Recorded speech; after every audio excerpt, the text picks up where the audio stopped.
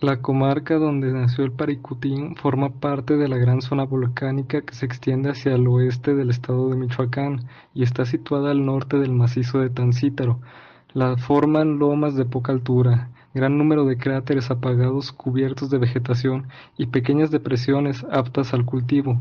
Una de estas, que se extendía al sur del pueblo de Parangaricutiro, dividida en parte por cuatro pequeños cráteres extinguidos, iba a devenir el asiento de un volcán. La atravesaba un arroyo de este a oeste, en cuyo extremo y junto a la barranca, el pueblo de Parangaricutín yacía ignorado.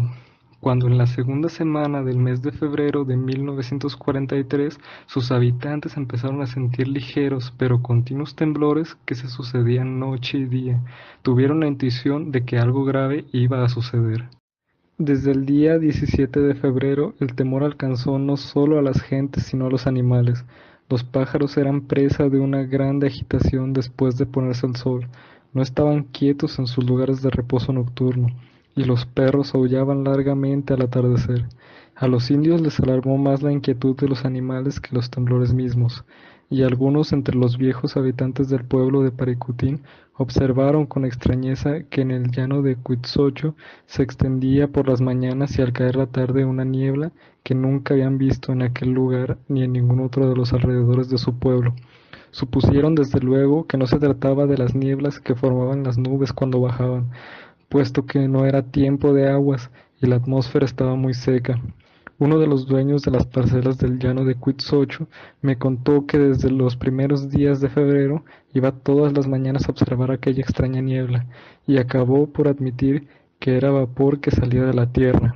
Pudo precisar el lugar que ocupaba, un área reducida casi en el centro del llano. Finalmente amaneció el 20 de febrero. En el llano de Cuitzocho, algunos indígenas del pueblo de Paricutín se dedicaron desde el amanecer a preparar sus campos para la siembra. Dividido en parcelas, ese llano era intensamente cultivado por 60 o 70 propietarios, medía aproximadamente 70 hectáreas, entre las cuales las más bajas hacia el norte llevaban ese nombre de Cuitzocho y las más altas hacia el sur de Cuyuitzero. Poco después de mediodía de ese 20 de febrero, los campesinos empezaron a notar que el sitio donde aparecía la niebla temblaba como gelatina, y antes de ponerse el sol vieron surgir una gruesa columna de humo negro. El siguiente día, 21 de febrero, un cuarto de hora después de mediodía, mirando hacia Cuitzocho, se podía observar una delgada columna de humo que se elevaba.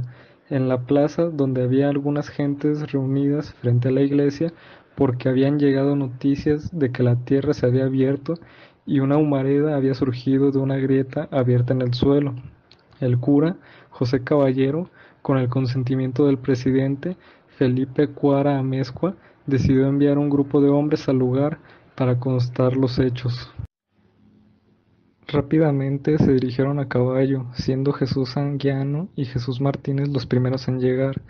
Ellos encontraron que la tierra se había abierto, formando una especie de grieta al extremo sur de lo que había sido un agujero, cerca de 1,5 metros, del cual salía humo y piedras rojas que eran lanzadas al aire a corta distancia. Anguiano, deseoso de ver lo que había sucedido en el agujero, se acercó al lugar, cuando Solorio le gritó que volviera atrás, porque el borde estaba a punto de hundirse. Apenas hubo tiempo de retirarse cuando el borde se derrumbó, ampliando el orificio a 2 metros, haciendo que la columna de humo engrosara. De acuerdo con Anguiano, el orificio tenía la forma de una pera, y por esa cavidad surgía una arena gris como ceniza y chispas, así como chorros de piedra salían con mucha fuerza, a la altura de 5 metros. Un desagradable olor persistía en el lugar. En el agujero, la arena hervía como la que se ve en una fuente, con un ruido semejante al de un gran chorro de agua hirviendo. Cerca del agujero, pequeños montículos de arena fina, cerca de medio metro de altura, aparecieron. Esta ceniza fina estaba muy caliente, pero Anguiano recogió alguna en su pañuelo, así como 2 piedras calientes. Los primeros días de 1944, el pueblo de Paricutín dejó de existir. Gruesas capas de lava lo cubrieron totalmente. Sus habitantes se negaron constantemente a abandonar sus casas, teniendo ya la lava a pocos pasos de ellas. Fue necesario que el general Cárdenas, secretario de la Defensa, dirigiese personalmente el salvamento de los vecinos. El general Cárdenas predicó apostólicamente la necesidad de que los moradores del poblado lo abandonaran y ordenó trasladarlos con todos sus enseres y útiles a un lugar cercano, la ciudad de Uruapan.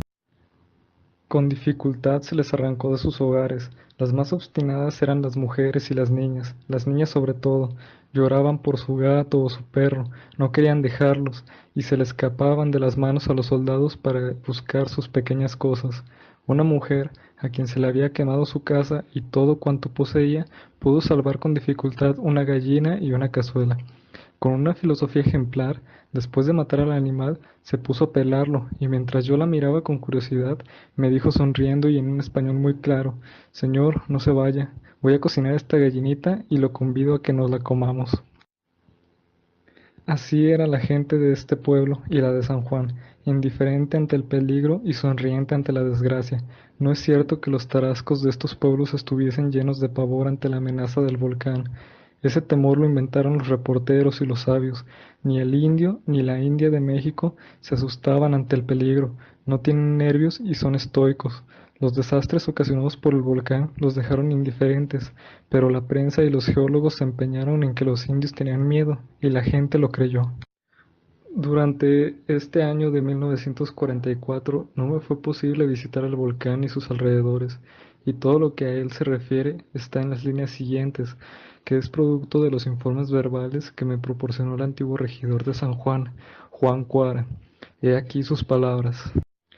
Como por el mes de junio, nuevas corrientes nacidas más arriba del Zapicho se deslizaron como serpientes hasta llegar un poco arriba del camposanto de San Juan y penetraron con mucha lentitud por las calles del pueblo, quemando las casas y cubriéndolas completamente de rocas.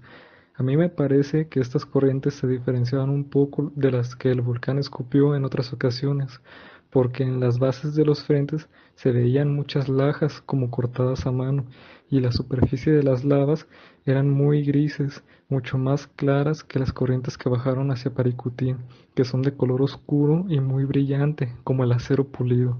Todavía hoy, cuando las lluvias lavan las rocas, puede verse estas lavas en su color acerado.